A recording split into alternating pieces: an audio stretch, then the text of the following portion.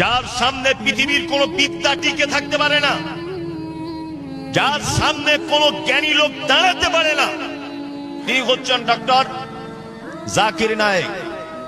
11,000 কোটি টাকা চোর নীরব মোদী, তিনি পুনরায় আবার দেশে এসে দিব্যি ঘুরে বেড়াচ্ছেন 20 জন সিকিউরিটি ফোর্স নিয়ে। কিন্তু বড় দুঃখের বিষয়, ডক্টর জাকির নায়েক, যার নামে কোন রকমের অভিযোগ নেই, কোনদিন কোন মেয়ের ওড়না ধরে টানেনি, কোনদিন কোন মসজিদ মন্দির নিয়ে ঝামেলা করেননি, কোনদিন অন্য কোন জাতির উপরে টার্গেট করে কোনো কথা বলেননি। লোকটার একটাই মাত্র অপরাধ, শুধু কোরআনের বাণী মানুষের কাছে পৌঁছে দেওয়ার কারণে মিথ্যা অপবাদ দিয়ে তাকে দেশ ছেড়ে চলে যেতে হয়েছে।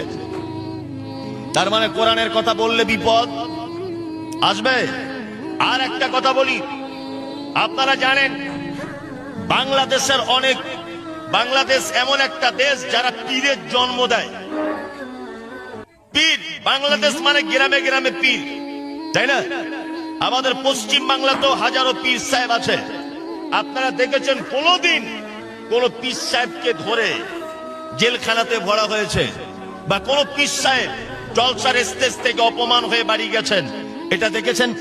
দেখেননি। কিন্তু এটা আমার দেখা, সারা পৃথিবীতে যারা সঠিক হাদিস এবং কোরআনের দাওয়াত মানুষকে দিয়েছে,